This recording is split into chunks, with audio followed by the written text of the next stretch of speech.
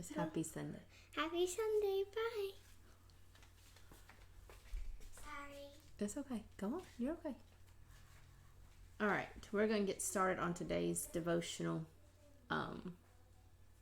Elizabeth tries to think of a holiday, and we didn't talk about it before we went live or started recording, so that's why she said Happy Memorial Day.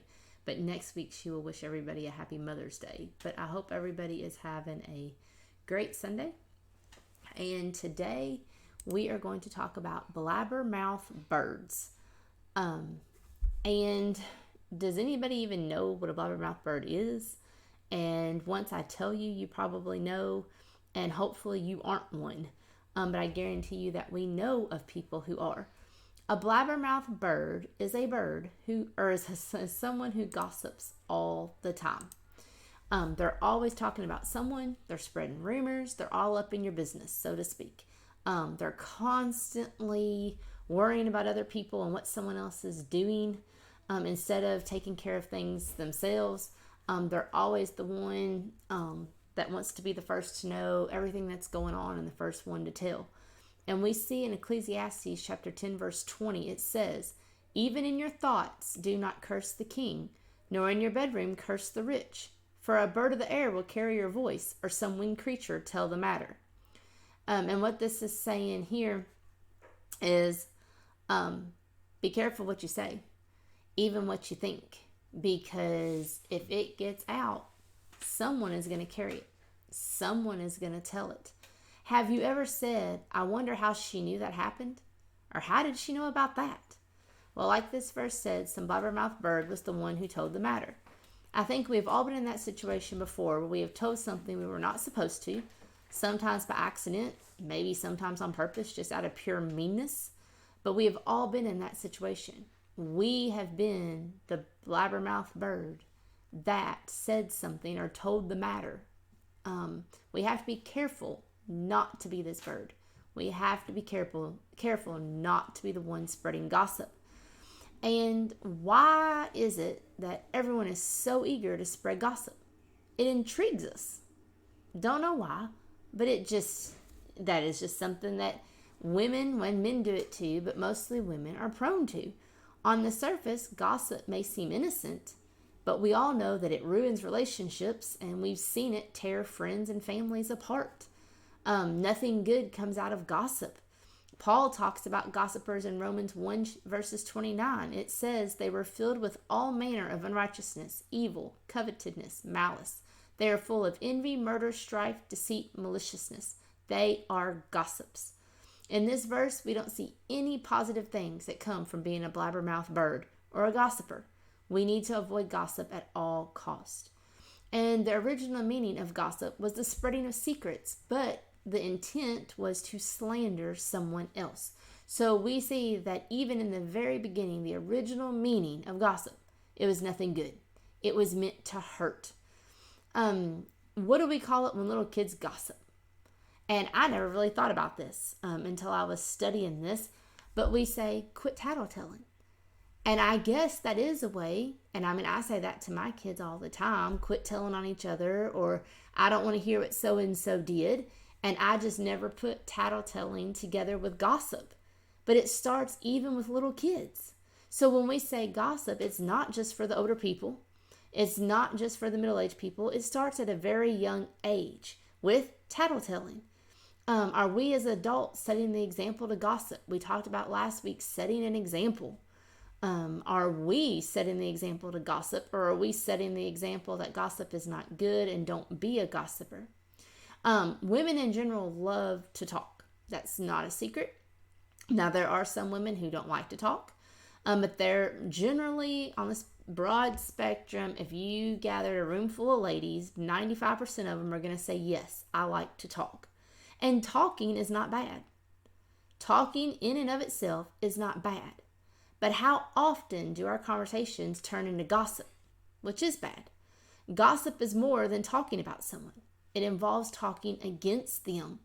And we see in Proverbs 16:28, it says, "A dishonest man spreads strife, and a whisperer separates close friends." And that's the English Standard Version. But I like this other version better. It says, a perverse man stirs up dissension, and a gossip separates close friends. So we've got a man stirring up dissension, or a woman stirring the pot. And then the gossip separates close friends. Again, nothing good is coming from gossip that I have seen so far. But how true is that? That gossip will separate close friends, and most of the time, the gossip does stir up trouble. The only point of gossip is to stir up trouble. In Proverbs 20:19, it says, whoever goes about slandering reveals secrets. Therefore, do not associate with a simple babbler. This verse tells us we have to be careful who we trust. Some may repeat, but when it is repeated, it's either not done correctly, it's taken the wrong way, or someone mishears you, and that's when the trouble starts. So we have to make sure if we are going to tell somebody something that we don't want the whole world to know or other people to know. It has to be someone we trust, someone we know that we can confide in, and it's going to stay with them. And this point reminded me of the telephone game. I remember playing this in daycare, and I hated it. It would be, my anxiety would go through the roof because I wanted to win the game, and I wanted us to relay the message. And you start with the first person, and our teacher always gave the clue to the first person, and we even had to repeat it to the teacher. The first person did, and she said yes or no. Well, then you go down the line, you probably had 10 people in the line, and then at the end, not one time was that sentence correct. No matter how many times, and we played this game all the time. And then I never will forget one time it was my turn, and I started it off, and what I said was not what was related at the end. And that is how gossip is.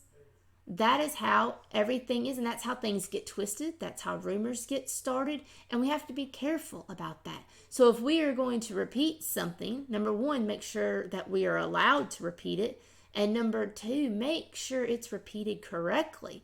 So even if you repeat it correctly and you have permission to repeat it, the person on the receiving end has to make sure they hear it correctly and they understand it correctly, that they don't take it one way when it's meant a totally different way. So as you can tell, gossip is very tricky. Gossip is hard to deal with, and so we should just stay away from it. In Proverbs 11:13, it says, whoever goes about slandering reveals secrets, but he who is trustworthy and in spirit keeps a thing covered. When we think of gossip, we always think about spreading bad things about people, and that's not all true. That is not true all of the time. There are times when we speak the truth about someone, but it's still hurtful. And that's just as much as gossip as saying bad things. Remember, we said gossip was the intent to hurt, the intent to slander, not to say all bad things, nothing good comes out of it. There are times when truth shouldn't be passed around, especially if it's going to hurt the other person. And we all know this. And the first thing that came through my mind, because I have been in this situation before, or I've heard of other situations, since I've been in it, I have witnessed this situation, I guess, multiple times. But I take a family or a husband and wife that one of them has been divorced before, and they are remarried. Now, whether you know the truth of that situation or not, that's not my place to talk about it. Now, if the husband and wife want to talk about it, I can't stop them. But it's not my place to start it. Is it true they were divorced? Yes. Is it true that we know the reason they were divorced? Yes. Is it my place to go and tell everybody? No. And I think that is what this point is in Proverbs. But he who is trustworthy in spirit keeps a thing covered. If I know a person is divorced, I don't need to go tell everybody about it. Most of the time it's public knowledge, but I don't need to be the one to be that blabbermouth bird and make sure that everybody knows about it. Because what are we doing? I don't know. I've never been through a divorce, but the ones that I have seen, they're never pretty. I don't think I have heard anybody talk about a divorce and it was just a bed of roses. It was just simple. It was mutual. It was all in agreement, especially if kids were involved. It was just the happiest thing ever. That's not what you hear. You hear how horrible it is and how both parties are going back and forth with each other, especially if kids are involved. We shouldn't want to jump at wanting to spread that gossip. There are three things we need to ask ourselves when we have something we want to share, that we want to spread, or that we want to talk about, especially if it's something we know, even if we know that it's true. There's three things, and all of you all know this. Again, we've had this all in school, and the acronym we used was THINK, but I think it was, is it true? Is it helpful? I forgot what the I is. The N is it necessary? And the last one is it kind? But I broke this one down to three. Number one, is it true? Do you know firsthand this event happened? If you did not witness it, if you were not there, if you were not told from the horse's mouth, so to speak, then assume it's not true. So number one, you shouldn't gossip if number one, it's not true. Number two, is it kind? Is it kind? And there is a instance where an older lady in a congregation went and told another lady that a teenage girl in that congregation was pregnant, when in fact the teenager was just wearing an oversized shirt that day. Now, when we first look at that scenario, we say, oh, there's no harm in that. That's just two people gossiping. There's no harm. But let's look at that for a minute. We've got one older lady that went to another older lady and said, hey, so-and-so is pregnant. The rumor has already started. And we know how fast rumors go. There's no stopping it now. Even if the older lady was to get up and apologize in front of the whole congregation, the rumor is still there. The rumor doesn't stop. Now let's look at this teenager. This teenager chose to wear an oversized shirt. Was that the best choice? Probably not. But I mean, who knows? We don't know what this teenager was wearing. At least she was covered up. But because of what she chose to wear, she's going to be talked about. And we know when that seed is planted, it spreads like wildfire. And when I read this scenario, I thought about, okay, I could see an older lady going up to another older lady or another lady and saying, hey, so-and-so's pregnant. And then that second lady going and telling the third lady, oh, can you believe you were right? She was sleeping around. She's only 13 years old and she's pregnant. And then the fourth lady, I told you I saw her with so-and-so at the store yesterday.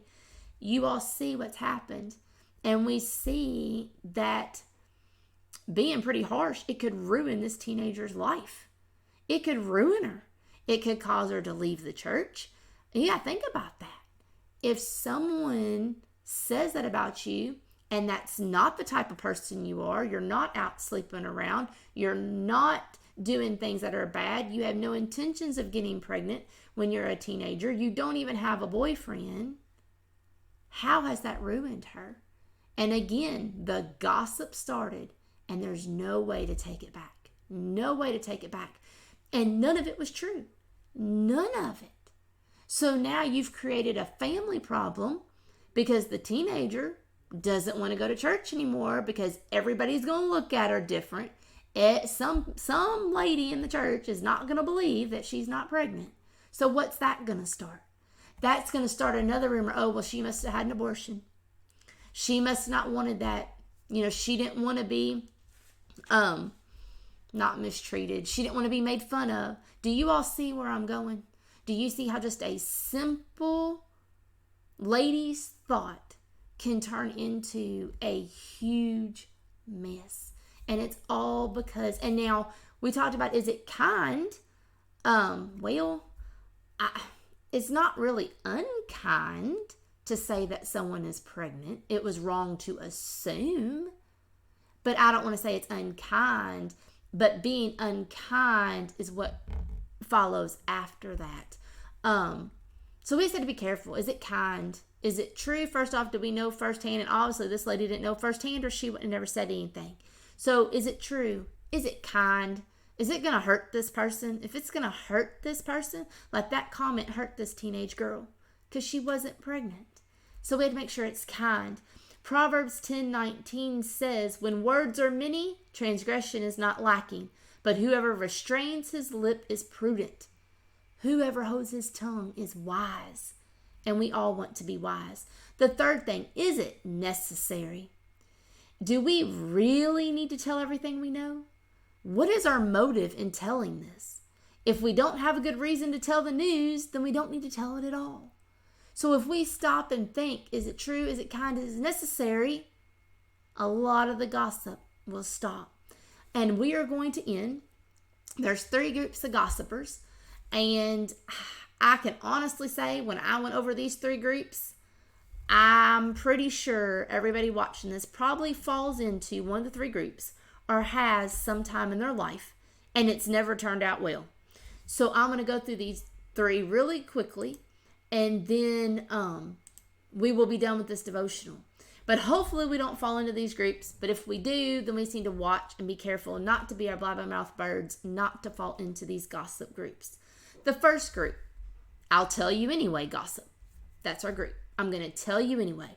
This is the group that you would hear calling it this is the group that we would call, or we would say it's hearing it through the grapevine, right? Gossip travels fast through the grapevine. 2 examples.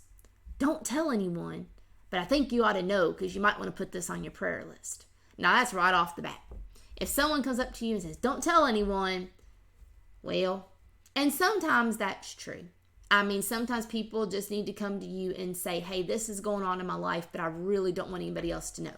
So in this situation, I would have just said, hey, don't tell anyone, but I've got this problem going on. Do you mind putting me on the prayer list? Do you mind praying for me? That's not gossip. That's me asking you. But when you say, don't tell anyone, but I think you ought to know. I think you should involve this. I think you should do this. We got to be careful of that. The second thing is, it's wrong, and I can't believe she would say that about an elder's wife. Okay. How many people would think that that's gossip? Number 1, we admitted it's wrong, and I can't believe she would say that. And this example was an elder's wife, but say that about anybody. That's gossip. That's gossip. Can you believe she said this? These statements seem harmless, but it's the way gossip starts. We have to be careful what we say and who we say it to. Our second group is, I'm just listening, gossip. Whether we participate verbally or not, we are still encouraging this gossip to continue the longer we stand there and listen. There are times we need to just walk away or not be a part. You need to excuse yourself. I mean, a lot of people, I have witnessed, I have been a part of, is I'm just the listening. Because I'm one that if you're talking to me, I'm not going to walk away from you. I'm not good at saying, oh, excuse me, when I don't have a legit reason.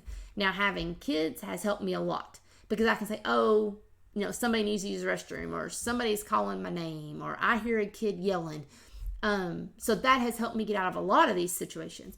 But sometimes it's very hard to walk away from that person, especially if it's just one-on-one. Now, if you're in a group, you can easier to side your way out. But when someone is there, I don't have to say a word, but I am participating because I'm listening to this gossip. I am listening to this person run down this other person, to say hurtful things about this person. And when we hear hurtful things about somebody, we're going to start thinking that way. Even if it's our best friend and you have someone standing there and they're telling you how bad your best friend is, you're going to start questioning yourself. You're going to really sit there and think, okay, well, I never saw this side of her before, but so-and-so says it, and why would so-and-so lie about that? So now I'm second guessing, are we really friends? Do you see where the drama starts? Do you see where it's starting to break that relationship? All because of gossip.